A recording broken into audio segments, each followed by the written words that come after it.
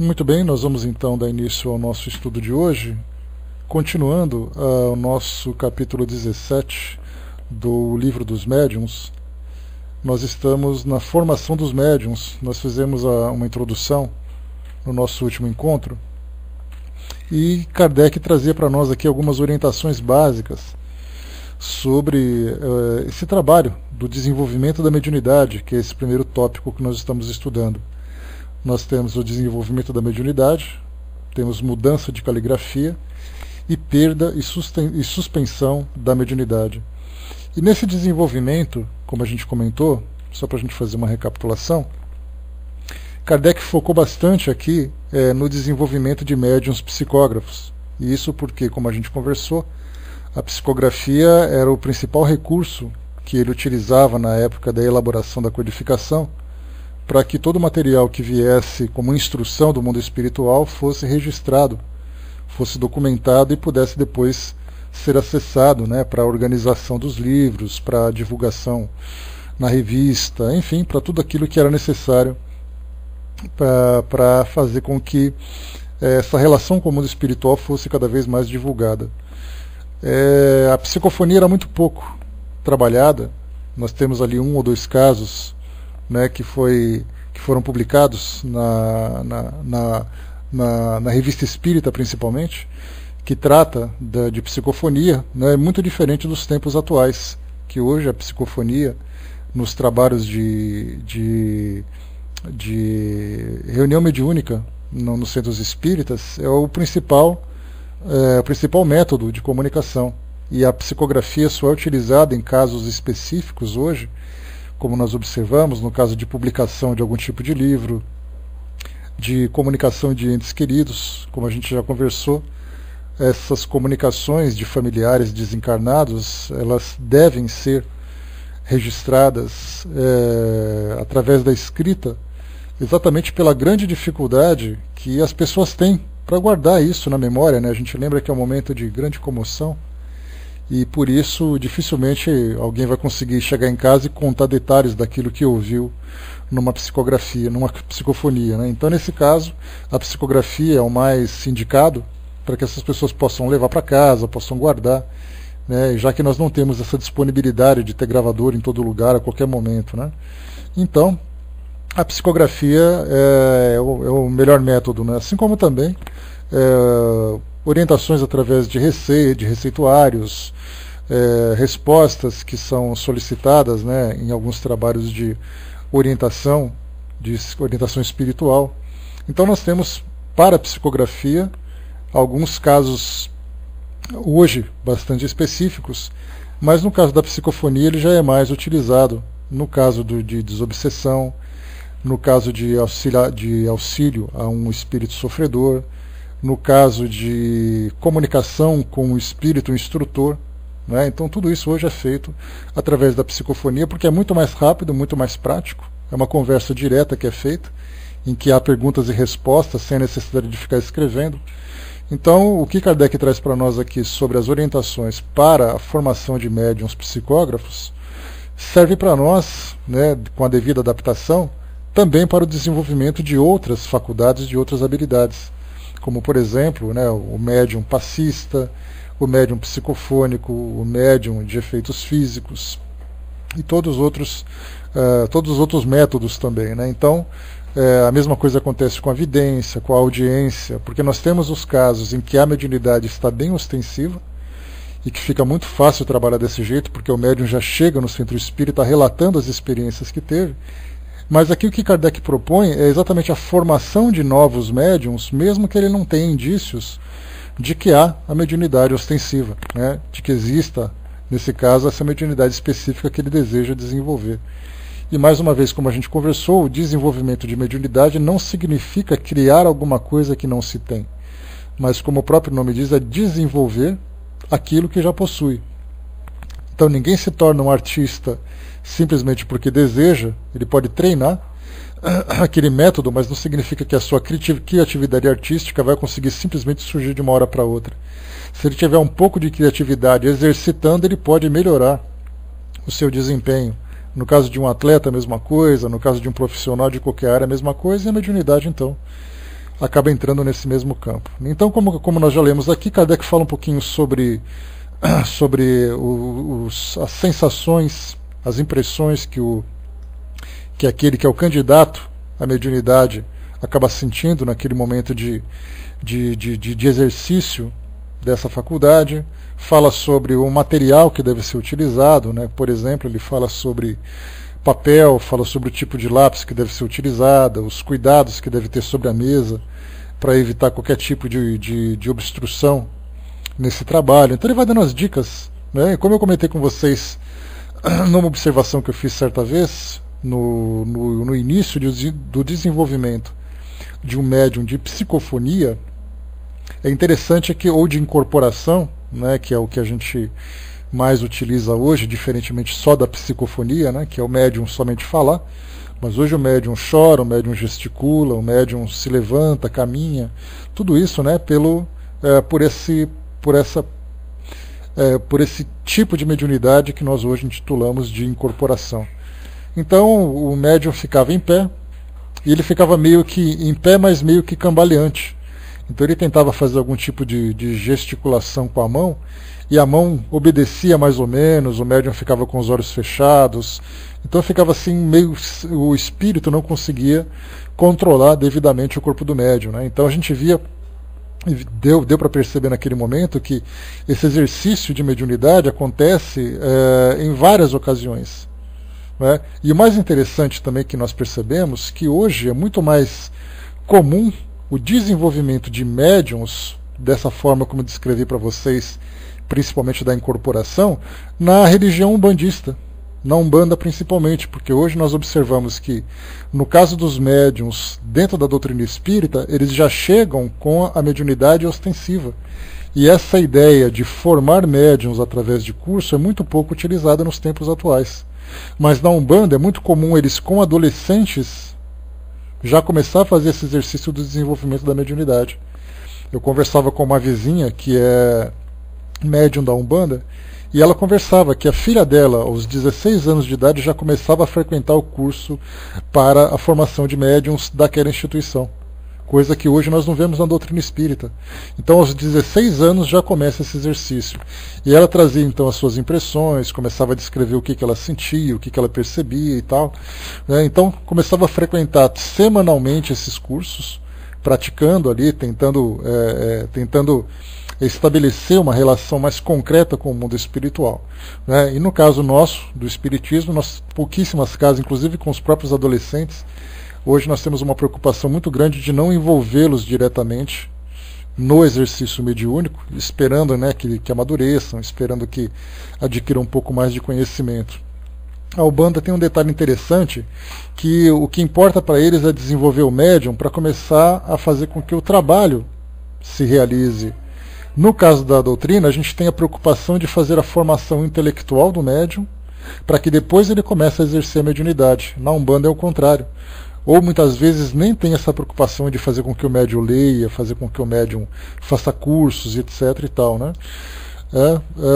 Você foi criada na Jandira, então você pode, né, até se lembrar, né, das práticas, como acontece lá também, né? E hoje é interessante que nós vemos muitas casas umbandistas que fazem convites para instrutores de centros espíritas para fazerem cursos de médiums. Então são convidados, os médiums da instituição começam a se aprofundar na mediunidade. A gente lembra que isso não interfere, estudar o livro dos médiums, estudar o livro dos espíritos, não interfere absolutamente na prática da religião que seguem, né? Então, mas o que importa é entender o que é o perispírito, o que é, de que forma que se estabelecem essas relações, qual é o propósito da comunicação com os espíritos, o tipo de espíritos que se comunicam, né? Então tudo aquilo que o conteúdo do livro dos médiuns de modo geral, os tipos de mediunidade também, servem como instrução. Então os médiuns que já são atuantes na instituição fazem esse curso. A doutrina tem a opção de fazer o contrário. Primeiro você estuda a mediunidade, para depois, se você tiver condições, começar então a desenvolvê-la, né? A minha avó tinha um centro, né, mas naquela época não tinha esses cursos, né? Hoje já tem, né, em alguns centros, né, o que é muito interessante, que é uma evolução significativa. Emmanuel faz uma referência interessante sobre isso, quando ele fala sobre mediunidade e mediunismo. Ele chama de mediunidade aquela faculdade que já é bem equilibrada, bem desenvolvida, o médium já tem controle, já tem boa educação com a sua faculdade, enquanto que mediunismo já é algo instintivo.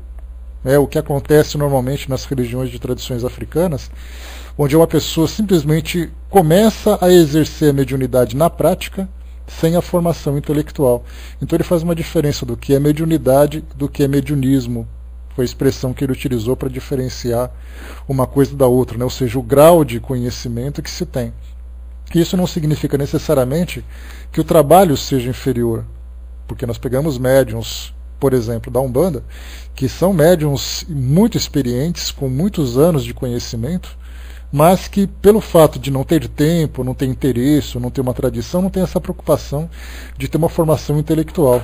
Muitas vezes até mesmo nós temos ali médiuns que têm ali um grau de escolaridade baixo, mas com uma grande atuação na mediunidade.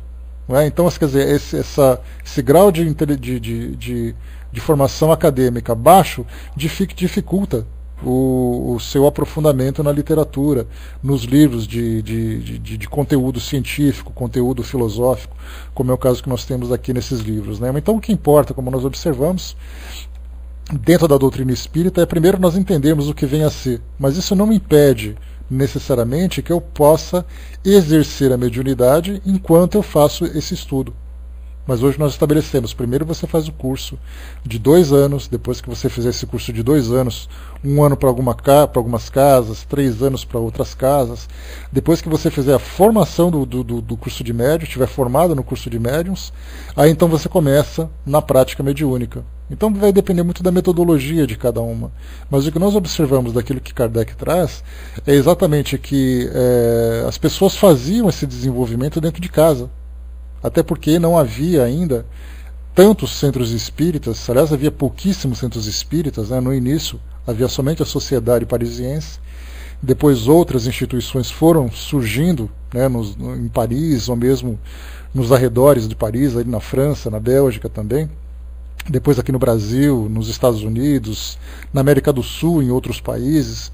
Aí começaram a surgir então esses cursos, mas até então o que é o principal de nós compreendermos é que as pessoas faziam essa formação particular em casa. Então ele dá essa instrução aqui nessa formação dos médiuns para alguém que está em casa, que abre ali o livro, lê o manual, o guia dos evocadores, como o primeiro nome dado a esse livro, e aí então a pessoa começa a exercitar em casa. Ela faz ali a sua concentração, se senta à mesa, pega todo o material ali tudo e começa a fazer. Próximo, com outro médium próximo a ele ou não. Hoje a gente tem muita preocupação em fazer isso, e até mesmo um certo receio, um certo medo da forma como hoje a mídia apresenta para nós a mediunidade, com seus fantasmas e mortos e assombrações, aquela coisa toda. Então você fica se imaginando em casa, começando a escrever, e vai que acontece alguma coisa meio assombrosa, a pessoa fica apavorada. Então na nossa cabeça foi criada essa imagem de que a mediunidade pode provocar esse tipo de distúrbio, da forma como aparece na televisão e no cinema. Então hoje a prática mediúnica já é bem diferente do que era na época de Kardec, e a própria formação dos médiuns também é bem diferente. Só para a gente lembrar aqui na 201, Kardec lembra, no tocante às condições materiais, recomendamos evitar-se tudo o que possa impedir o livre movimento da mão.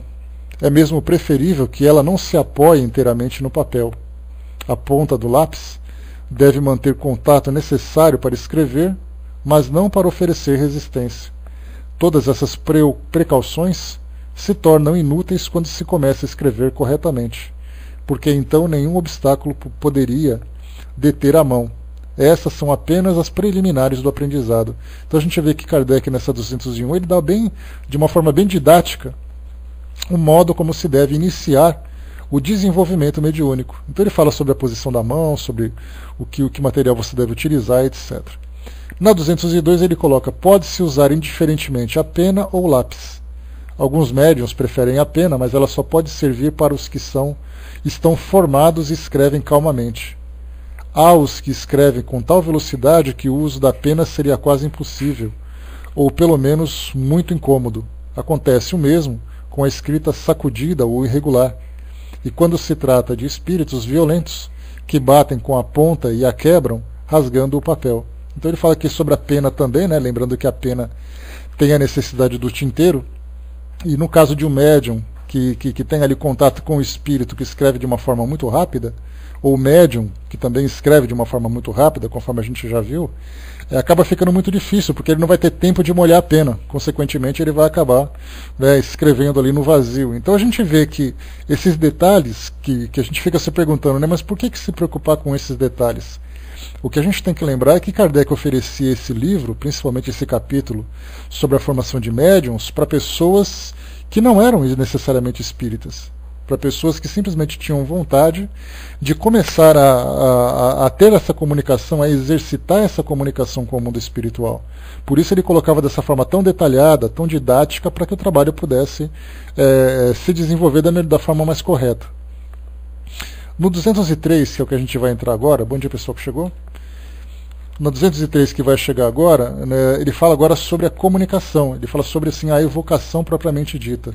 Primeiro é o material que você vai utilizar, os objetivos que você vai ter, depois agora ele fala sobre as evocações, porque a grande recomendação que ele dava naquela época era para que as pessoas pudessem conversar com os seus entes queridos desencarnados. Porque muita gente escrevia para a revista espírita falando que sentia falta de um ente, sentia saudade de um filho, de uma esposa, de um marido, dos pais, de amigos, né? E aí então ele falava assim, olha, você não precisa necessariamente vir até aqui, você pode fazer isso na sua casa. É com essa naturalidade que ele conversava com as pessoas, e é essa naturalidade que muitas vezes nos surpreende hoje, quando a gente vê que a prática naquela época era muito diferente da prática do que é hoje. Ele falava assim, você mesmo, na sua casa, você se posiciona, você faz uma evocação e você vê assim, o que acontece. E a gente vê que interessante que era naquela época, né? Claro que muitas pessoas tentavam e ficavam frustradas por não conseguirem, claro, por não terem seriedade, porque elas não estavam preocupadas em se formar moralmente, se formar também dentro da doutrina espírita. Elas queriam de imediato se sentar à mesa e começar a escrever para conversar com a pessoa aqui, a pessoa do seu interesse. E pelo fato delas não estarem realmente imbuídas desse desejo de se tornarem médiums, mas apenas de se comunicar com aquela pessoa da sua relação, é que elas acabavam se frustrando também, né? Vamos para 203 então. O desejo de todo aspirante a médium é naturalmente poder conversar com o espírito de pessoas queridas. Mas essa impaciência deve ser moderada, porque a comunicação com determinado espírito apresenta quase sempre dificuldades materiais que a tornam impossíveis para o iniciante. Aqui Kardec começa já a trazer para nós algumas precauções, falando sobre dificuldades materiais. O que significa isso? Isso que fala sobre fluidos, né? A matéria fluídica, que é exatamente essa matéria sutil que forma o perispírito. E quando ele fala para nós que há necessidade da afinidade, e quanto mais perfeita for essa afinidade, muito mais fácil vai ser essa comunicação, se não houver essa afinidade fluídica entre o médium e o espírito, não vai haver comunicação. Tanto que nós temos assim que até hoje, médiums que são bastante experientes no trabalho, não são necessariamente polivalentes o suficiente para que possam receber comunicação de qualquer espírito. Então há casos em que, principalmente nesse caso de comunicação com familiares, de pessoas que vão a centros espíritas, receber uma carta de um parente e tudo mais, quem se comunica com o médium é um espírito amigo que está próximo a ele e não necessariamente o espírito daquele familiar que se comunica com uma pessoa que está guardando uma comunicação. Porque ele tenta naquele momento, não consegue, e aí então vem um outro espírito, entra em comunicação com o médium e começa então como se fosse mandando um recado, ou falando, transmitindo a mensagem do espírito comunicante daquele que é o familiar. Então há também essas situações, que inclusive com esses médiuns que são experientes. Mas Kardec já traz uma prevenção, que isso já é uma dificuldade para esse aspirante a médium, é uma dificuldade mais comum ainda. Nós temos casos, para vocês terem uma ideia, não necessariamente da psicografia, mas pode ser através da incorporação da psicofonia, de espíritos sofredores que precisam de ajuda, de espíritos comunicantes, ou mesmo de ou mesmo de obsessores, no processo de desobsessão, nós temos que numa reunião, por exemplo, que acontece numa quarta-feira, vamos colocar uma data qualquer, vamos supor que numa quarta-feira à noite, por volta das 8 horas da noite, nós temos uma reunião no nosso centro espírita, bom dia pessoal que chegou, numa reunião no nosso centro espírita, e lá nós teremos então o trabalho de atendimento a espíritos sofredores, né, ao trabalho de orientação espiritual a esses espíritos. E aí então o médium se programa para poder chegar na casa espírita naquela hora, só que muitas vezes, há uma semana, o espírito está se aproximando desse médium. Durante uma semana, todos os dias, o espírito é levado por outros espíritos instrutores para que ele possa se aproximar. O médium já começa a ter algumas impressões, algumas ideias que surgem na mente dele. Começa também a sentir assim, algumas sensações físicas, né, de arrepios, de calafrios, de mal-estar, muitas vezes, dependendo da condição do espírito. E ele passa a semana inteira sentindo isso para que naquela quarta-feira possa haver a comunicação. Então, esse processo de sintonia, para quando são médiums que têm grande potencial mediúnico, essa comunicação acontece de imediato. O espírito se aproxima, o médium já dá passividade para essa comunicação, e o espírito, então, traz ali a sua mensagem, ou é esclarecido devidamente. Mas, para outros casos, como a gente falou, é um processo que vem gradativamente acontecendo lentamente. E há, muitas vezes, até situações em que o espírito não consegue se comunicar através daquele médium. Então, para isso, os orientadores do trabalho fazem com que cada médium, após o estudo que eles realizam no mundo espiritual, cada médium tem ali possibilidade de trazer a comunicação de determinado espírito. Então já há uma programação prévia de quem vai se comunicar através de quem. E não é simplesmente aquela salada que a gente imagina, que a gente está numa reunião mediúnica, vários médiuns, o espírito chega e vai conversando com quem ele quiser. Há essa programação exatamente porque há essa barreira física, essa dificuldade material. Como disse Kardec para nós aqui, ele disse assim, né, porque a comunicação com determinado espírito apresenta quase sempre dificuldades materiais que a tornam impossíveis para o iniciante e muitas vezes difíceis para os médiuns já experientes, né? E continua para nós aqui: para que um espírito possa comunicar-se, é necessário haver entre ele e o médium relações fluídicas que nem sempre se estabelecem de maneira instantânea. Mais uma vez, isso acontece com médiuns iniciantes e médiuns experientes, ou médiuns já formados, né? Somente na proporção em que a mediunidade se desenvolve, o médium vai adquirindo a aptidão necessária para entrar em relação com o primeiro espírito comunicante. Então, quando se fala em psicografia, depois a gente pode traduzir isso daí também para a psicofonia. Nós temos que o médium se senta à mesa, vamos trazer para a nossa realidade, né? A gente está dentro de um centro espírita, já não fazemos mais aquelas reuniões domésticas, como na época de Kardec. Então a gente tem que fazer, né, trazer isso para a nossa realidade. Então vamos supor que eu faço parte de um centro espírita, e lá tem um curso de formação de médiuns, não curso do livro dos médiuns, porque curso do livro dos médiuns qualquer pessoa pode fazer. Nós estamos aqui fazendo um curso virtual do livro dos médiuns, mas não significa que estejamos formando médiuns. Muito bem. Nesse caso, nós fazemos parte de um centro espírita que tem curso de formação de médiuns. Aí então as inscrições estão abertas até segunda-feira que vem. Quem deseja se inscrever? Aí começa, eu quero, eu vou tentar, vou experimentar para ver como é que é. Eu não sinto absolutamente nada, mas eu quero ver se por acaso surge algum tipo de sinal, algum tipo de sintoma durante a formação. Então, aceitamos a inscrição de todos. Não há essa restrição. Você pode ou você não pode.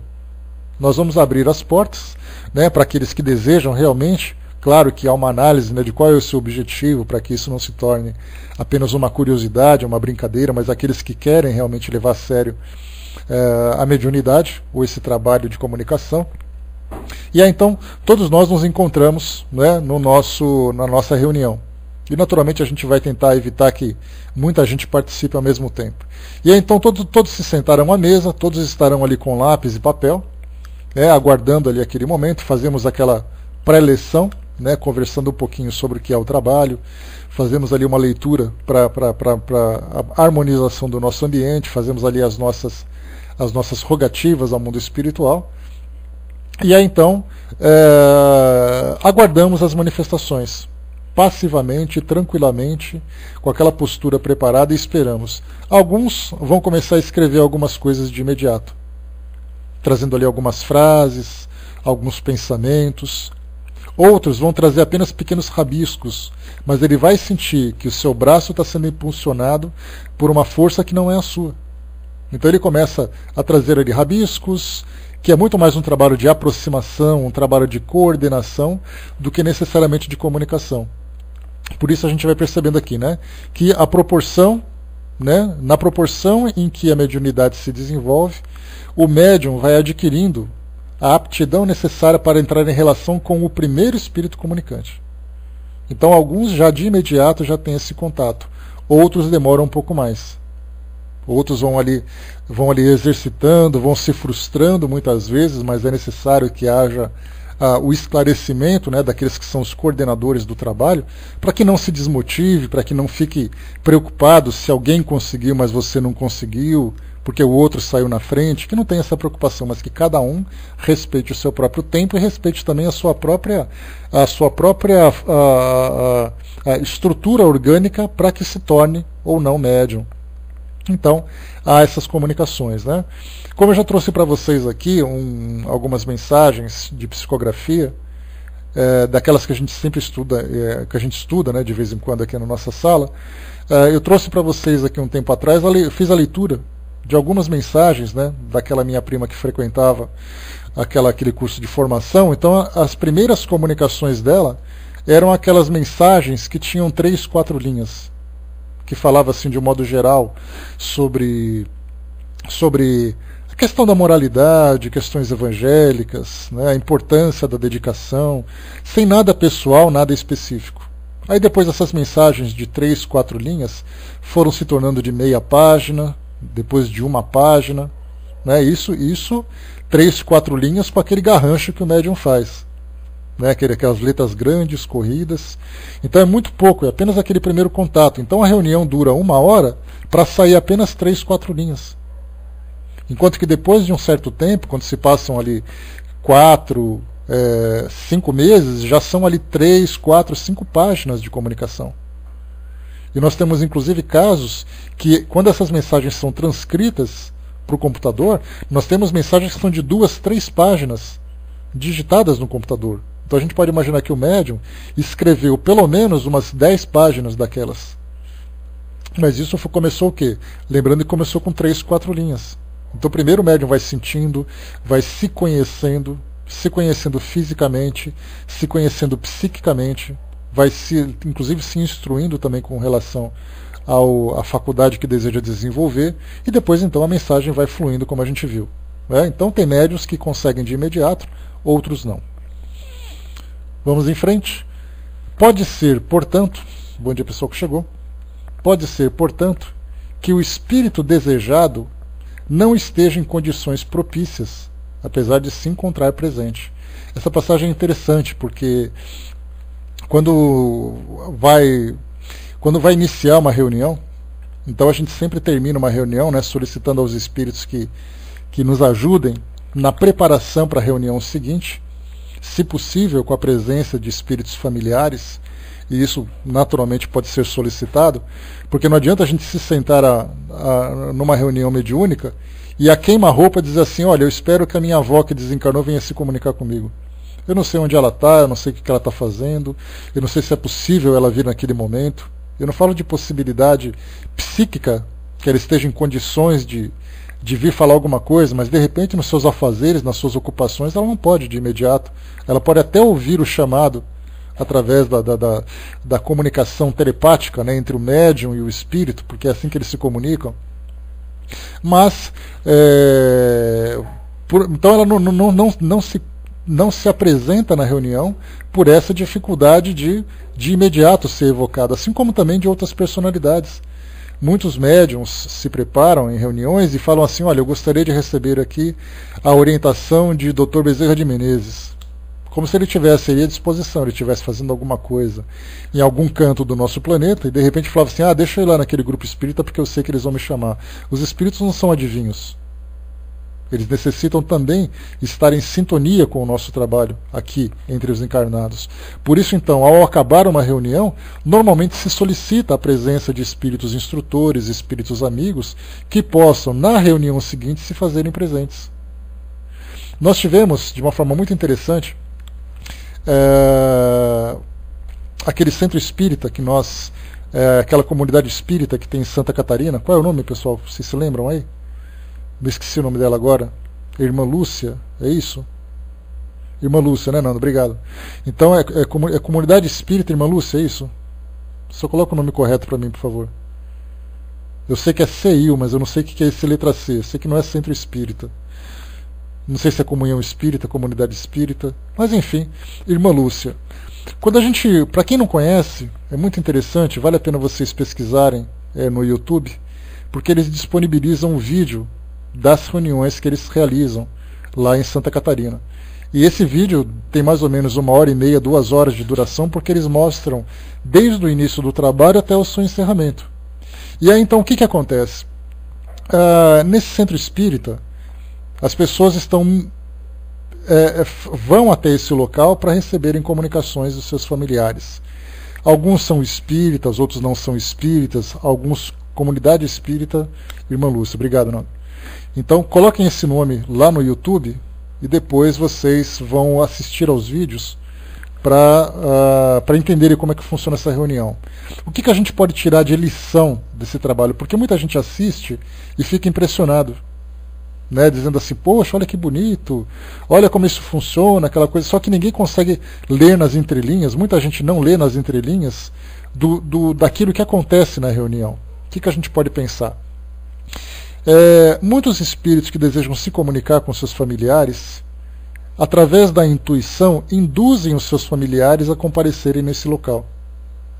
Então, de repente, do nada, aquela pessoa, alguém fala para ela do centro espírita, daquela vontade enorme dela comparecer, e ela não se dá conta de que, na verdade, ela está sendo induzida a ir até lá.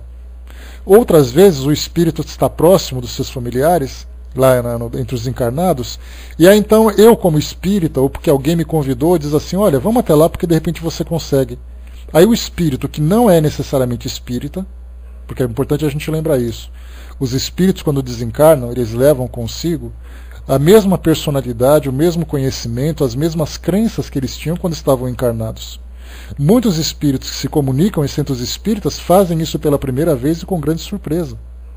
Porque eles não acreditavam que isso era possível, que isso fosse possível. Então, vão até esses locais, são orientados e acompanham os seus familiares. Então, alguns acompanham porque induziram a ir, ou acompanham porque perceberam que eles iam. Já que ele vai até lá, de repente eu vou junto e vai que eu consigo falar alguma coisa. E eles comparecem. Nesse trabalho do Irmã Lúcia, o que acontece?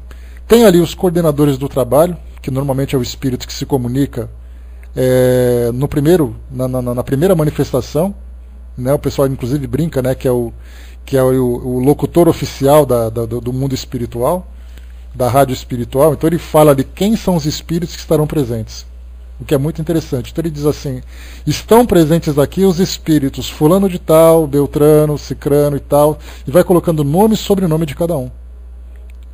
E o mais divertido tudo é que é comunidade de origem alemã, então vocês imaginam os sobrenomes que aparecem lá, né? Aqueles sobrenomes assim que trava-línguas, né? Então ele vai passando a relação de todos os espíritos comunicantes. Depois que começa a reunião, começa assim a reunião de comunicação propriamente dita, então cada mensagem que chega numa ordem programada é lida para o pessoal que está na plateia. E aí então as pessoas começam a se manifestar, começam a levantar a mão, olha, é meu pai, é amigo da minha família, é meu avô, ou então assim, olha, esse é meu sobrenome, mas eu não conheço essa pessoa. E isso tudo está no vídeo, que essa que é a parte bacana da gente compreender, da gente assistir a esse vídeo de uma forma didática e não de uma forma curiosa, porque a gente vai ver exatamente como funciona. Então é um médium, naturalmente, um médium com um grande potencial mediúnico, que tem aquela versatilidade, né, aquela polivalência de se comunicar com vários espíritos de vibrações diferentes, né, de conhecimento diferente, de fazer uma combinação de fluido com naturalidade, e aí então os espíritos vão se comunicando, um após o outro, feito a leitura, as pessoas se comovem, algumas pessoas ficam meio indiferentes à resposta, porque não acreditam muito que aquilo seja verdade, porque as pessoas vão até lá porque estão sofrendo, mas não querem dizer que elas acreditem nisso. Então a gente tem essas dificuldades com os encarnados, daqueles que creem, daqueles que não creem, daqueles que desconfiam. Temos os espíritos, que são espíritas, outros que não são espíritas, mas de qualquer forma o que a gente percebe naquele ambiente é um ambiente um clima de muita emoção, porque afinal de contas é um local de reencontro de pessoas que não se veem há muito tempo, né? Então, o que a gente vê aqui, agora aqui trazendo para o nosso estudo que a gente viu aqui, pode ser que o espírito desejado não esteja em condições propícias, apesar de se encontrar presente. Então, há nesses casos espíritos que comparecem a essas reuniões, mas não conseguem se comunicar por uma certa incompatibilidade com os médiuns, principalmente os iniciantes. Esse que é o detalhe que a gente tem que perceber. E continua. Como pode ser ainda que ele não tenha possibilidade nem permissão de atender ao apelo? Aí é aquele caso, né, em que a gente faz assim, olha, eu vim aqui porque eu queria receber uma comunicação da minha tia que desencarnou. E aí então, se for possível, aí, pessoal, então vamos aguardar para ver se o espírito se comunica. É da forma como acontece lá em Uberaba, né, na época do Chico Xavier e também do Celso de Almeida, que veio desencarnar recentemente também. Eram feitas 5 comunicações por reunião. 5 comunicações. E nós tínhamos caravanas de mais ou menos 30, 50 pessoas que estavam ali para receber a comunicação, e somente 5 conseguiam. Então tem pessoas que vão lá assim sistematicamente, uma vez por mês, uma vez a cada 15 dias, quando é possível, quando está próximo, uma vez por semana, tentando desesperadamente aquela comunicação. E as pessoas dizem assim, mas eu não sei porque eu venho aqui todas as vezes e não consigo. O meu filho, a pessoa que eu estou buscando, não se comunica comigo, e ela acha que é algum problema com o médium, ou porque ela não é merecedora, mas ela não leva em consideração que muitas vezes o próprio espírito não está em condições de se comunicar. Ou muitas vezes o espírito não quer se comunicar. Porque todo mundo acha assim, porque meu tio desencarnou, eu quero falar com ele e tal, eu queria que ele se comunicasse comigo. Muitas vezes esse meu tio não falava comigo quando estava encarnado. Imagina quando está desencarnado. Então a gente tem que levar em consideração também esses elementos de afinidade entre as pessoas, da personalidade de cada um, do interesse de cada um, da crença. Algumas vezes a pessoa fala assim, eu queria conversar com um familiar meu que desencarnou. Algumas vezes ele está vagando por aí, andando entre as pessoas daqui do nosso mundo, não está interessado em progredir no mundo espiritual. Ninguém sabe. A gente tem essa imagem de que ele desencarnou, aí vem aquela equipe amiga, leva ele para algum lugar, ele começa a se esclarecer e coisa e tal. Não é bem assim que funciona a coisa, né? Deixa eu ver aqui. A Elis colocou para nós, né, chegaram a falar nos vídeos que os espíritos estão lá no local, mas estão se preparando para fazer a comunicação. A gente pode imaginar eles nos bastidores, tentando olhar isso por trás, de que forma que há esse preparo deles, né, essa aproximação fluídica, o equilíbrio emocional, porque tem espíritos que chegam e de repente se deparam com o familiar que está ali presente, com a possibilidade da comunicação, ele fica extremamente comovido, ele chora compulsivamente, que muitas vezes não consegue nem se comunicar. Tamanha a emoção que eles sentem. Então tem um preparo que a gente não faz nem ideia de que forma funciona. Nos livros de André Luiz, talvez a gente tenha alguma ideia, porque ele traz um relato in loco, né, daquilo que ele está vendo no momento. Então ele faz ali algumas descrições sobre questão de energias que estão fluindo, da presença dos espíritos e tal. Então isso acaba assim, dando para nós uma pálida ideia do que é, mas ainda assim está muito distante dessa realidade, né? A Sandra colocou para nós, né, minha amiga já foi lá, né, saiu falando mal do Chico, né? Mas acontece também, Sandra, né? Porque a gente acha que o fato de você chegar, não sei, porque quando você vai com desconfiança, quando você vai assim, olha, eu vou para ver no que vai dar, e de repente você não é contemplado com aquilo que você deseja, você sai frustrado. E essa frustração gera nas pessoas sentimentos dos mais diversos. Até assim, pois ainda mais nessa distância.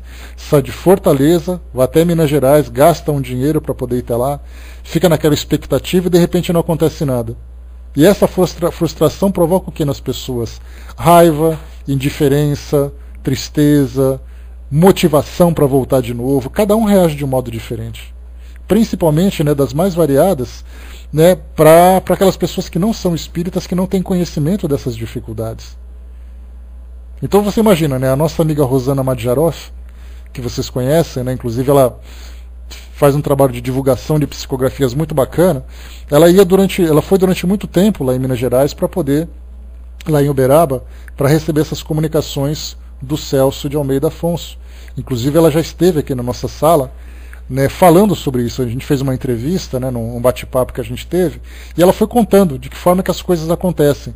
Então ela falava assim que muitas mães escrevem para ela, na época era no Orkut, né, que era a rede social do momento, hoje já é um Facebook e tal. Então as pessoas entram em contato com ela, ou então no site dela, para quem quiser conhecer, www.saudadeeadeus.com.br. Ali ela centraliza as comunicações, muitas pessoas recebem uma psicografia, escrevem e mandam para ela, e ela publica no site. Então, para quem quiser ler psicografia de familiar, dá uma chegadinha lá que vocês vão encontrar bastante coisa legal. Inclusive da filha dela, da Tatiana, né, que escreveu mais de 20 psicografias. Então era muito comum, assim, todas as vezes que a Rosana ia, www.saudadeeadeus.com.br. Tá? Então, todas as vezes que ela ia até o centro espírita, então já era praticamente garantido que uma comunicação seria para ela. Porque a Tatiana, a filha dela, sempre estava ali em contato. Então, de 5 pessoas que seriam contempladas, 4 já ficaria sobrando. Então, assim, era muito complicado, né? Então, assim, a gente vê que há essa possibilidade de comunicação, mas nem sempre é possível naquele momento de acontecer. Né? Deixa eu ler o que vocês estão escrevendo ali, senão me perco. Deixa eu voltar rapidinho ali. A Miriam colocou lá em cima, né, a condição de cada um, a emoção às vezes é complicada. Né? Acho que a gente nem imagina, Miriam, quando você vive numa família que não é espírita, mas as pessoas se gostam bastante. A gente vai criar aqui um cenário para poder organizar um pouquinho essas ideias. Né? Então, assim, pessoas que se gostam bastante, mas elas não acreditam em nada, ou elas frequentam a igreja em época de casamento, batizados e coisa e tal, e de repente um familiar desencarnou, todos estão sofrendo, aquele que partiu e aqueles que ficaram, mas aquele que partiu, embora não acreditasse, se vê vivo, e ele tem aquela vontade desesperada de conversar com as pessoas da sua família, de dizer que está vivo, de dizer que está ali presente, para que eles não sofram mais e tal, e de repente passa um tempo sem essa possibilidade, e de repente alguém da família tem essa luz, tem esse estalo e fala assim, olha, eu vou até o centro espírita para poder tentar me comunicar. Esse tipo de sentimento para aquele espírito que está do outro lado, esquecido pela família, esquecido não, né? Sem receber sem ser acreditado, digamos assim, né, pelos familiares, isso para ele é muito emoção, muito comovente. E aí então ele chora, não consegue se comunicar, ou então quando ele tenta se comunicar e não consegue, vem um outro espírito e fala em seu nome, para falar para ele, olha, ele está aqui, mas está muito emocionado, ele não consegue conversar, mas ele pediu para que dissesse isso, isso e isso, né? Então, isso é possível de acontecer também, né? Deixa eu ver aqui, a Jandira colocou, né? Mas às vezes penso, né? Se uma pessoa desencarnou e vive aparecendo para as pessoas, por que esse mesmo espírito não pode se comunicar?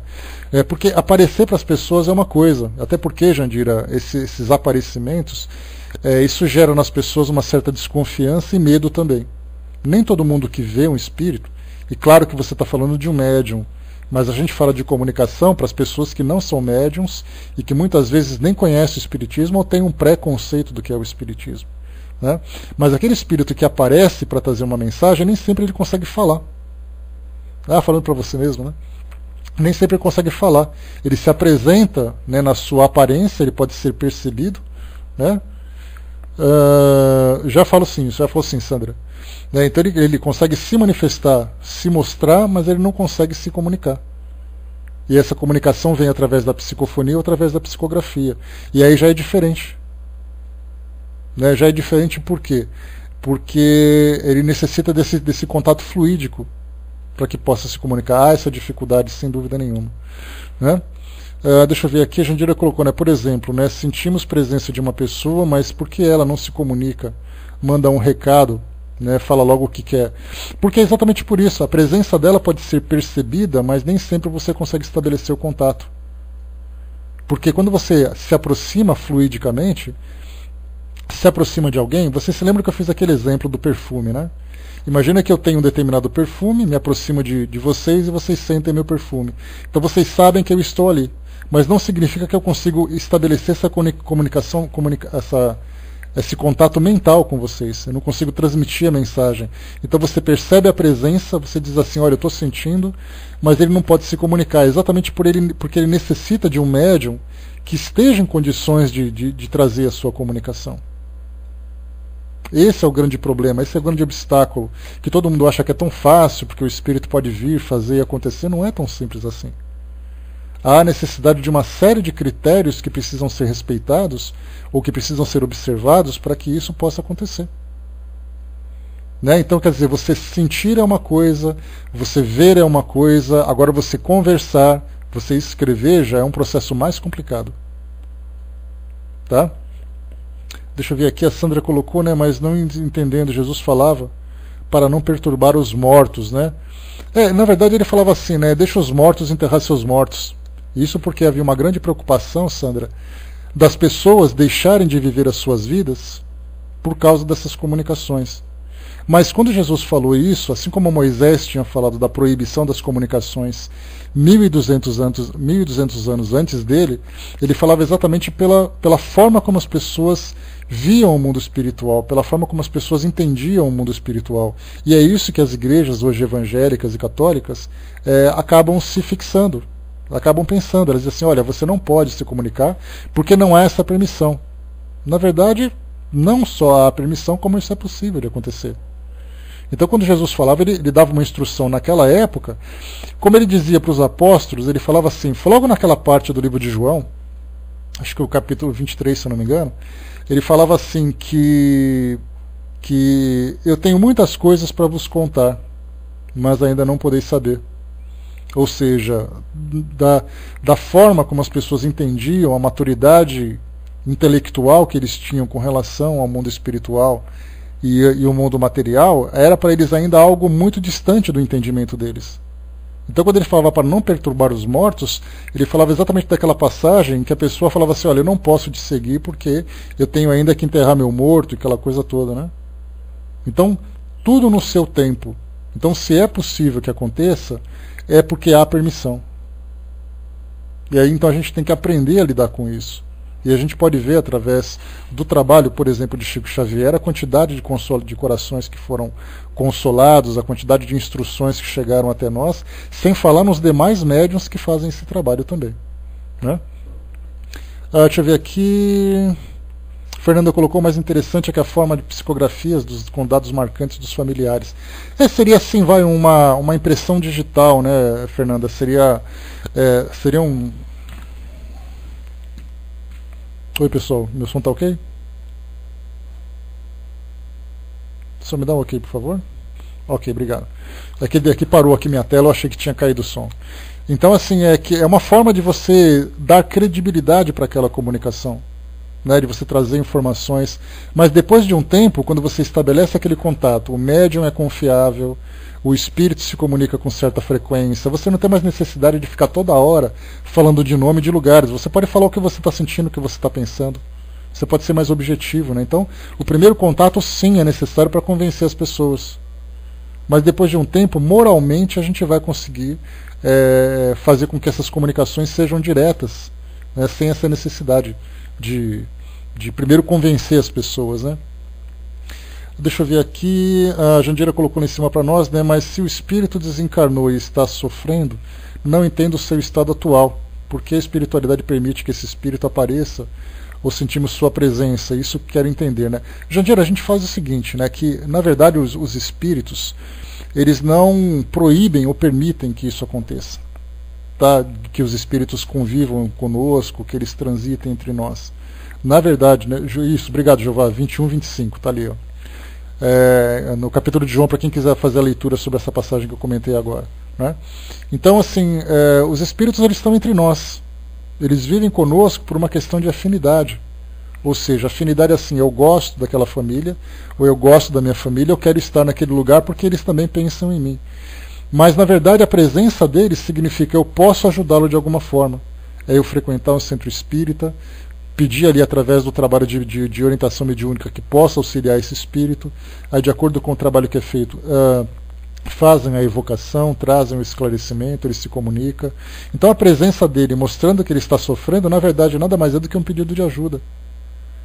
E não somos nós que selecionamos quem são os espíritos que estarão conosco. Não são os espíritos que ficam de plantão na porta da nossa casa, permitindo quem entre e quem sai. É a nossa condição mental, é a nossa qualidade mental que vai estabelecer essa relação. Então, se por acaso há essa percepção de que tem um espírito sofrendo próximo a vocês, exatamente essa é a grande importância de vocês irem até uma instituição para pedir ajuda para ele. Não necessariamente para que vocês possam se comunicar, mas que ele seja ajudado da melhor forma. Se essa comunicação vier, ótimo. Melhor ainda. Se não vier a comunicação, ele pelo menos vai ser assistido. Então esse pedido de ajuda, principalmente para um espírito que é familiar, que é um espírito com quem nós temos afinidade, merece mais ainda a nossa atenção. Né? O Fernando colocou lá em cima, né? Até parece combinado, né? O tipo primeiro que desencarna volta e avisa qual a melhor religião ou doutrina, né? Eu não lembro exatamente por que você colocou isso, Fernando, porque passou, já meu raciocínio ficou para trás. Eu não me lembro por que você colocou nessa passagem, né? Depois você coloca para mim de novo, só para me contextualizar de novo. Aí a Fernanda colocou o site lá em cima, Elis colocou, né, para quem não assistiu as psicografias ao vivo, dia 28/4, terá psicografia pública, estou vendo aqui o site do CEU.com.br. Mas mesmo para quem não viu, não precisa ser ao vivo, né? Se vocês forem no YouTube, vocês acham as comunicações antigas. E como eu falei para vocês já, né, um livro velho para quem nunca leu é novo, né? Então um vídeo velho para quem nunca viu é um vídeo novo, né? Então assistam aos que estão gravados. E se tiver a oportunidade de assistir ao vivo, melhor ainda, né? Mas é muito legal, vale a pena para a instrução. A Miriam colocou para nós aqui. Minha mãe escreveu uma carta para mim este ano, desencarnou há 11 anos. Ela diz, né, sempre que posso vou visitá-los, mas nem sempre posso me inteirar dos acontecimentos porque tudo é rápido e diferente. Só colho o que o pensamento de vocês me oferece nessa sintonia quando estou presente, né? E aí a gente vê, Miriam, o fato de nós não sermos vigilantes o suficiente, o fato de nós não estarmos atentos o suficiente a essa sintonia, a essa elevação de pensamento, a gente muitas vezes se deixar abater por isso, o espírito nunca vem. Quando ele vem, pega a gente depressivo. Nunca pega a gente fazendo uma festa, com boas lembranças. Então a constância desse pensamento elevado é fundamental para que os espíritos também se sintam bem com a nossa presença. Porque todas as vezes que eles chegam, sempre pega a parte pior. Nunca pega a parte boa. Então é extremamente complicado isso. Deixa eu ver aqui, a Cindizinha colocou, né? A gente acha que eles vêm e sabem de tudo, né? No caso ali em cima, né? Sim. Deixa eu ver o que mais vocês colocaram. Tá, vamos em frente aqui então.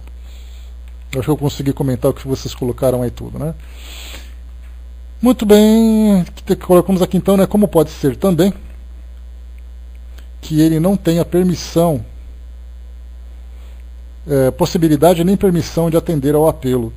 Aliás, tem uma passagem, só para complementar, tem um livro chamado... deixa eu lembrar agora aqui. É um livro de Raul Teixeira. Eu me esqueci o nome, eu vou pesquisar, depois eu falo para vocês. É um livro de Raul Teixeira com perguntas e respostas que foi proposta ao Espírito Camilo, que é o seu orientador espiritual. Então o Raul, na época em que ele estava bem ativo nas palestras, era muito comum ele receber perguntas das pessoas, né? Ele faz a palestra, depois as pessoas oferecem perguntas. Então ele foi pegando essas perguntas que eram mais frequentes e escreveu esse livro.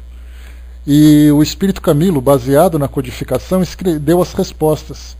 Então ele fala sobre os trabalhos nos centros espíritas, as comunicações particulares, fala sobre mediunidade, ele fala sobre diversos assuntos relacionados com as comunicações com os espíritos. E tem um trecho que é muito interessante, que ele diz assim, por que algumas vezes as famílias vão até esses centros espíritas e não recebem uma comunicação? A resposta dele é assim, porque eles não merecem. Porque eles passaram a vida inteira não acreditando em nada. não se dedicando, não estudando, não professando a sua fé. E de repente, porque estão sofrendo, eles se acham merecedores dessa comunicação. Então, na verdade, essa ausência de comunicação, essa ausência de consolação, é para eles uma grande prova. Quer dizer, já que você nunca acreditou, você precisa primeiro acreditar, para depois você ser merecedor de receber uma comunicação. É por isso que quando se fala em possibilidade, às vezes o próprio espírito também foi um espírito que nunca acreditou em nada, no mundo espiritual é um espírito indiferente, aí ele fala assim, olha, eu não quero aprender nada, eu não quero trabalhar com nada, mas eu quero me falar com meu familiar lá com os encarnados. Eu posso ir? Não, não pode. Ah, mas por que eu não posso? Faça por merecer. Então essa questão do merecer também acontece. Também é dessa forma que se dá. Então há necessidade do quê? De que nós tenhamos esse merecimento, tenhamos esse interesse em nos espiritualizarmos muito mais do que uma simples comunicação. Para algumas pessoas, esse contato é o despertar. Tem um filme interessante, na verdade é quase um documentário interessante chamado As Cartas Psicografadas por Chico Xavier. Vocês acham com facilidade isso, esse filme? E é um documentário em que há entrevistas, né, feitas por uma cineasta no Rio de Janeiro, entrevistando várias famílias que tiveram seus entes desencarnados. Então fala de famílias de judeus, de católicos, de espíritas, pessoas que começaram a estudar a doutrina espírita depois dessa comunicação com entes queridos. Então é muito legal, tá? Vale a pena vocês assistirem, também como complemento para essa nossa instrução, tá? Vale a pena. Então continua aqui para nós. Deixa eu ver aqui. Onde nós estamos aqui.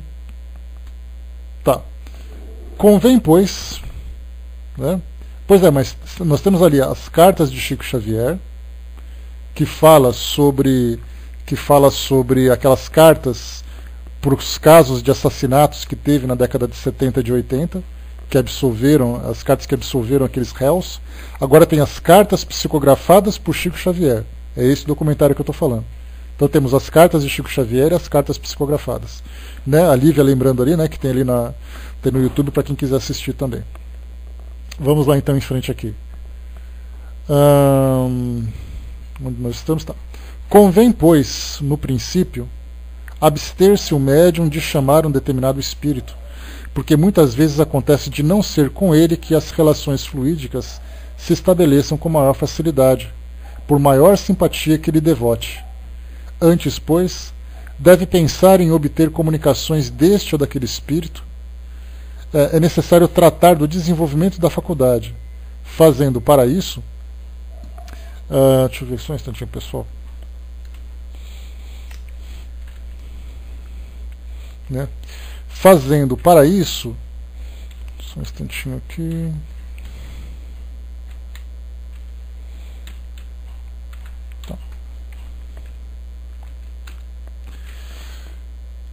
Convém, pois, no princípio, abster-se o médium de chamar um determinado espírito, porque muitas vezes acontece de não ser com ele que as comunicações fluídicas se estabeleçam com maior facilidade, por maior simpatia que lhe devote. Antes, pois, de pensar em obter comunicações deste ou daquele espírito, é necessário tratar do desenvolvimento da faculdade, fazendo para isso um apelo geral, se dirigindo sobretudo ao seu anjo guardião. Então, o início que nós temos aqui, né, o objetivo principal, é fazer com que o médium se desenvolva dentro da sua faculdade. É necessário que ele treine essa sua habilidade, e isso pode ser com qualquer espírito, não precisa ser necessariamente com aquele. Porque, mais uma vez, a gente lembra que essas instruções que Kardec transmite para nós aqui nesse texto, ele fala para pessoas que são leigas. Ele não fala necessariamente para espíritas, ele não fala necessariamente para aqueles que frequentam um centro espírita, mas para as pessoas que faziam comunicações, que faziam esse trabalho doméstico. Então, dessa forma, ele diz o seguinte aqui: você não precisa necessariamente falar com alguém que desencarnou, até porque essa pessoa que desencarnou não tem conhecimento sobre psicografia. Então ela tem grande dificuldade. A gente lembra de Dom Helder Câmara, que foi o arcebispo lá de Recife, Olinda, que desencarnou, né, já há alguns anos, e ele se comunicou através de um centro espírita. Ele escreveu o livro, inclusive, Novas Utopias, que é bem interessante. E esse livro, numa das entrevistas, né, porque ele fala sobre temas gerais, na visão dele como um expoente do catolicismo, né, alguém que teve grande conhecimento, que teve uma atuação na sociedade também muito intensa. E ele, então, na sua entrevista, perguntam para ele: o que o senhor pensa sobre as comunicações? O senhor conhecia? Ele falava assim: não conhecia. Para mim é grande surpresa. E é muito interessante essa possibilidade de nós nos comunicarmos. Então, quer dizer, o espírito familiar que é evocado para poder se comunicar com uma pessoa que está treinando para a mediunidade, está treinando para desenvolver a sua mediunidade, evoca um espírito que não tem conhecimento, ele vai ter grande dificuldade. Então a orientação que Kardec traz é exatamente essa. Solicite aos espíritos amigos, ao seu espírito protetor, ao seu mentor espiritual, ao seu anjo guardião, que um espírito o auxilie no seu desenvolvimento. E aí então virão aqueles espíritos que muitas vezes são até treinados para isso. Eles podem ali fazer com que o médium faça exercícios específicos, né, tem ali orientações para que possa se melhorar nesse desenvolvimento, para que depois isso aconteça. Esse tipo de trabalho aconteceu com Raul Teixeira. Ele conta na sua biografia, ele diz assim que quando ele começou a psicografar, ele escrevia muitas poesias, escrevia muitas historinhas, muitas mensagens, escrevia um monte de coisa. Ficou durante um bom tempo escrevendo essas comunicações, e ele guardava tudo aquilo que ele escrevia. Até que chegou um momento em que o espírito se despediu dele e falou para ele: olha, chegou o momento de eu ir embora. Agora você vai ter contato com outro espírito, né, o nome dele é Camilo, é ele que vai te ajudar agora no seu trabalho, e a gente não vai se ver mais. Então foi aquele sentimento de despedida, né, e ele deve ter ficado comovido naturalmente pelo tempo que ele ficou trabalhando com esse espírito. E aí então o espírito Camilo falou assim: esse espírito que veio falar com você até agora, ele era o seu professor. Ele era o seu instrutor para você começar a fazer a psicografia. Agora você vai pegar tudo aquilo que você psicografou até agora e vai jogar fora. Porque agora nós vamos começar a trabalhar. Então a gente vê o quê? Que há esse trabalho no mundo espiritual. Assim, se eu sou um espírito que sou instrutor de alguém, deixa eu pegar alguém aqui que seja minha cobaia. Deixa eu pegar aqui a Andréia, que está ali quietinha fazendo os doces dela. Então a Andréia vai ser meu médium e eu vou ser o espírito instrutor dela, supondo que eu tenha a capacidade de ser o mentor espiritual dela. Só que ela está começando a treinar agora. Então, em vez de eu treinar agora, eu vou fazer com que um outro espírito venha através de mim, venha através dela, faça com que ela treine a sua psicografia, para que quando ela estiver pronta, eu venha me comunicar, porque na verdade o tempo que eu perderia ajudando ela a se desenvolver, eu deixaria de fazer tarefas muito importantes. Então nós temos espíritos que estão ali naquela condição de instrutores iniciais, como se fosse vamos fazer assim, Kardec deu esse exemplo, que é bem interessante. Nós não vamos pegar um professor universitário para ensinar uma criança a escrever. É necessário que seja um professor capacitado para aquela fase de alfabetização, para que depois que ele tiver todo o conhecimento pronto durante a sua vida acadêmica, venha um professor universitário para instruí-lo dentro daquele nível. No mundo espiritual não é diferente para os médiuns. Não vou mandar um espírito que é um filósofo vir ensinar alguém a escrever psicograficamente. Eu vou esperar ele aprender a escrever para depois eu vir transmitir a minha mensagem. Então por isso sim, vêm esses espíritos para nos auxiliar nesse trabalho. Ara se perguntou: é possível conectar-se com colunas espirituais e participar das reuniões de estudo ou de orientação através da psicografia? Olha, esses contatos, eu não sei se você está perguntando ou está afirmando, Araci. Coloca para mim, tem alguma interrogação no final da tua frase ou você está afirmando? Bom dia, pessoal que chegou. É uma pergunta? Tá. Então é possível conectar-se com colunas espirituais e participar das reuniões de estudo ou de orientação através da psicografia? A gente lembra inicialmente que os trabalhos que são feitos aqui no mundo material, eles têm uma relação direta com o mundo espiritual, né? Então, na verdade, os espíritos comparecem a essas instituições para que possam, de alguma forma, auxiliar os espíritos e também nos instruir. Mas há também, inclusive essa é uma passagem interessante que eu li num livro que eu estou lendo, né, que eles dizem o seguinte, que não é um livro espírita, esse que é o detalhe, é uma freira que desencarnou, mas era uma freira inglesa, né, e ela desencarnou na década de 40, década de 60 ela desencarnou. Então ela era uma missionária na África e tinha uma amiga muito próxima na Inglaterra, e ela era uma freira que tinha uma visão do mundo espiritual, assim, uma mente muito aberta para essas comunicações. Então ela sempre acreditava que tinha alguma coisa a mais que a doutrina católica não passava para ela. Depois que ela desencarnou, ela começou a se comunicar com essa amiga dela, que era uma espiritualista, através da psicografia. E ela fala muito sobre telepatia, que algumas vezes você, através da telepatia, você recebe uma mensagem mental para que você possa escrevê-la. Mas aí não é o caso direto da psicografia, porque você recebe a mensagem telepaticamente e você escreve. E isso é feito à distância. E no mundo espiritual a gente sabe que as distâncias, né, são muito diferentes das nossas distâncias geográficas.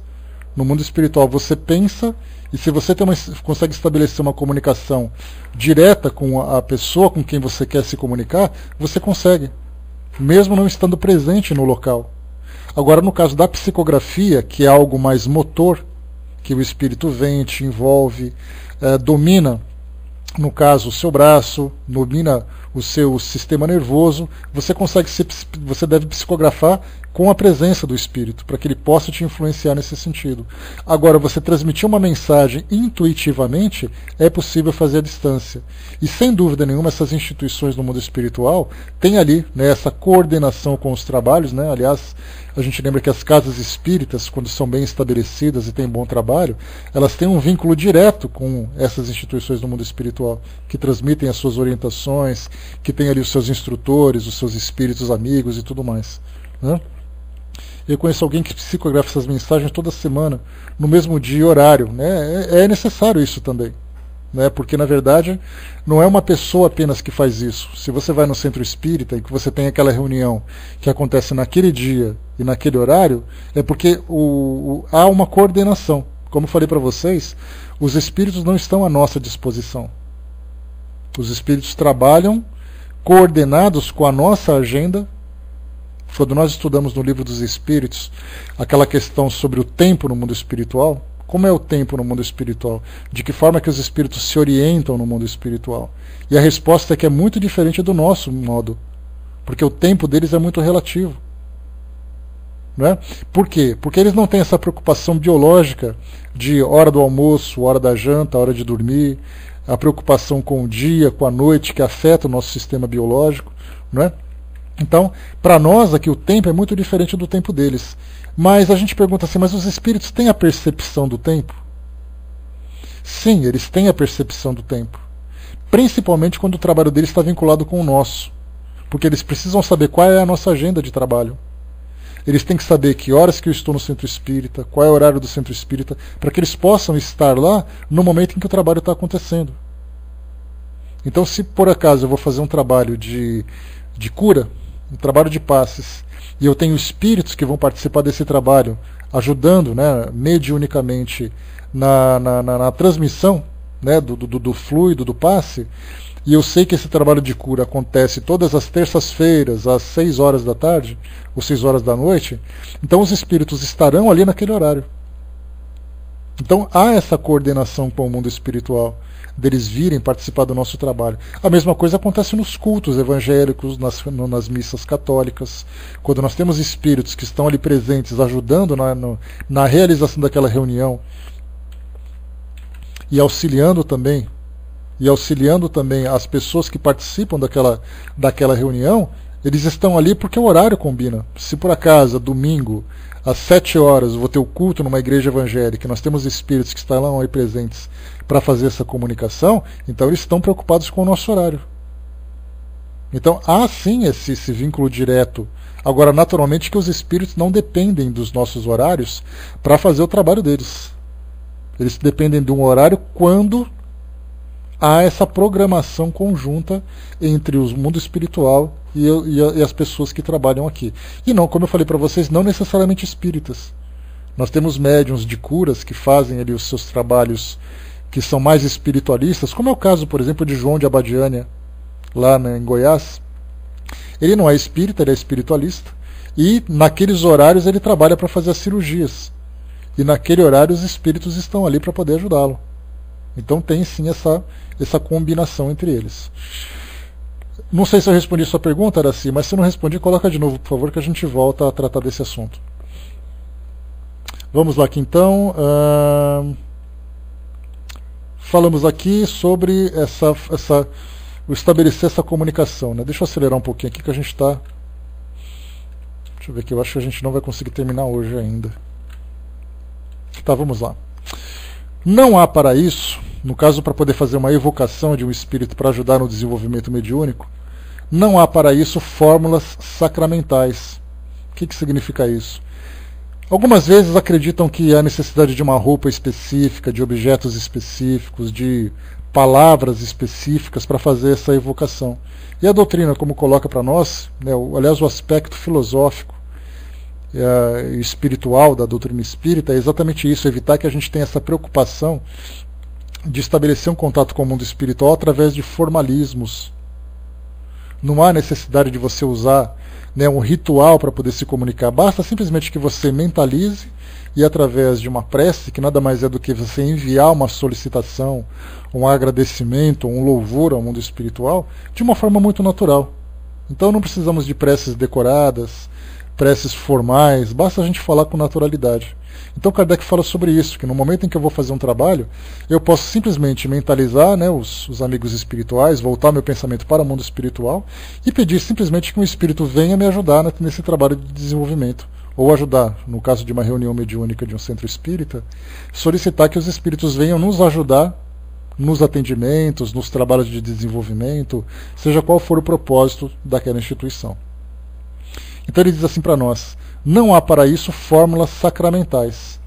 Quem pretender oferecer uma fórmula pode ser firmemente taxado de impostor, porque para o espírito a forma nada vale. Então alguém vai chegar para mim e vai dizer assim: mas André, como é que eu posso fazer uma evocação? Olha, faz o seguinte, você fica de joelhos, junta as mãos, fecha os olhos, mas antes você tem que tomar um banho de rosas, e aí então você vai ler para mim esse texto, essa prece aqui, que esse texto de evocação, que é formal, direcionado para esse espírito. Aí vocês podem dar aquela coçadinha atrás da orelha, levantar a sobrancelha e falar assim: isso tem alguma coisa estranha. Porque na verdade não há necessidade disso. Aliás, os espíritos ainda, aqueles que estão mais vinculados ao mundo espiritual, quando a gente vê, por exemplo, nesses filmes de exorcismos, né, onde a pessoa pega um crucifixo e coloca para o espírito, e o espírito vai embora e tudo mais, muitas vezes o espírito, pelo fato dele estar ainda muito materializado, ele ainda carrega essas crenças. E ele tem esse medo. Tem espírito que para entrar dentro de uma igreja, ele fica de joelhos. Ele dá aquela ajoelhada tradicional que normalmente os sacerdotes fazem. Tem espírito que entra numa igreja fazendo o sinal da cruz. Porque para ele isso é uma crença. Mas não que ele, como espírito, tenha necessidade disso. Muita gente diz assim: eu coloco um patuá no meu pescoço e eu fico protegido dos espíritos. Se o espírito acreditar nisso, porque se ele não acreditar, corre. Corre para pedir ajuda naturalmente, né? Não corre para fugir dele. Então, assim a gente vê o quê? Que não importa a roupa que eu estou usando, o objeto, o local, na verdade é a forma como eu me relaciono com o mundo espiritual. A Deise colocou: bom dia, Deise, trabalho no centro que existe psicofonia e psicografia, mas jamais cartas de entes queridos. O que fazer para que encontremos médiuns específicos dentro da própria instituição?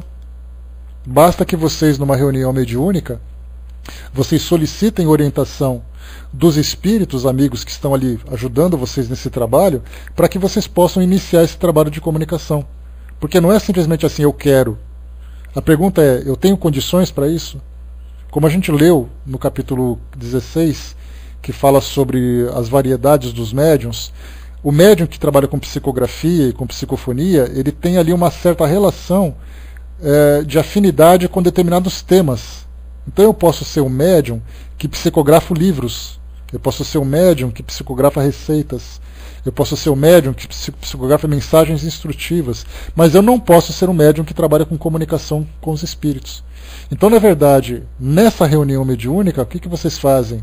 Eu não sei com que frequência vocês tem ali a comunicação dos orientadores do trabalho de vocês, mas vocês poderiam, por exemplo, fazer a evocação dos espíritos instrutores do trabalho, dos orientadores do trabalho, e solicitar a orientação de que forma que vocês podem começar essas comunicações. Esses médiuns de psicografia começar a solicitar a ajuda dos espíritos familiares que possam se comunicar. Então tudo acontece com o quê? Através de comunicação. Através de vocês pedirem ajuda para os espíritos para que possam orientá-los, quem são os médiuns capacitados para isso, de que forma que vocês podem desenvolver esses médiuns, e se os médiuns que estão lá podem trazer essas comunicações. Porque algumas vezes os médiuns são capacitados para isso, mas as diretrizes do trabalho de vocês não é voltada para isso. Então a pergunta é, a partir de que momento vocês podem começar esse trabalho? De que forma que os orientadores do trabalho podem auxiliá-los nisso tudo? Então vocês estabeleçam uma comunicação natural. Muitas instituições, só para a gente finalizar, no nosso próximo encontro a gente continua a partir desse ponto. É muito comum nos tempos de hoje, nos centros espíritas, não haver comunicações com os espíritos instrutores. Eles simplesmente se colocam ali à disposição para receber uma comunicação, mas simplesmente não conversam com os instrutores. É como se dentro de uma sala de aula de um centro espírita, nós não chamássemos o presidente do centro espírita para conversar com os alunos. Porque a gente acha que o presidente está muito distante da nossa realidade, porque o presidente é muito importante para falar com a gente. Basta a gente chegar para bater na porta dele e falar assim: o senhor pode ir lá conversar com os nossos alunos? Para falar um pouquinho sobre o trabalho? Ele vai dizer: claro, com o maior prazer. É que o senhor nunca foi lá, é que vocês nunca me chamaram. A mesma coisa acontece também com os espíritos, com os orientadores do trabalho. Eles nunca foram evocados, nunca foram solicitados para poder instruir o grupo. Então, na verdade, assim, trabalha meio que na intuição e tem ali tanta possibilidade de se comunicar e receber tantas orientações, isso acaba não acontecendo. Então, nesse caso, como a gente colocou, Daisy, faça ali o trabalho na reunião mediúnica de vocês, solicite a orientação para os espíritos que são os instrutores. De que forma que vocês podem iniciar essa tarefa? Se o problema se encontra na falta de médiums para fazer esse trabalho, ou porque o trabalho de vocês não está direcionado para isso, mas que vocês desejam direcionar. E aí sim vocês começam a ter essas comunicações. Então, é tudo uma questão do quê? De conversar e de pedir a devida orientação para que isso possa acontecer. Tá legal? Bom, pessoal, fechando por aqui o nosso trabalho, já passamos aqui de um tempinho que nós estávamos aqui conversando, e aí então a gente vai fazer o encerramento, que eu me esqueci quem vai fazer o encerramento, vocês dizem que você me colocou aqui. Me passa de novo, por favor, quem é o nosso... Fernanda, né? Beleza, então. Deixa eu ver aqui... Tá, a Jandira colocou que é até vergonhoso falar que tem medo, né? Mas o medo, na verdade, Jandira e a Elis a Catinha que está conversando, na verdade o medo, ele não é do médium, o medo é do ser humano. Então o medo ele vai cessando conforme a gente vai se instruindo e conhecendo o campo por onde a gente vai caminhando. Então com certeza, quando a gente vê o mundo espiritual, quando a gente tem contato com o mundo espiritual de uma forma imprevisível ou de uma forma imprevista, isso provoca grande medo, principalmente dependendo do contato que se tem. Então, assim, ter medo é natural. Tem médium que implora para deixar de ser médium. Que ele diz assim: os espíritos podem estar aqui do meu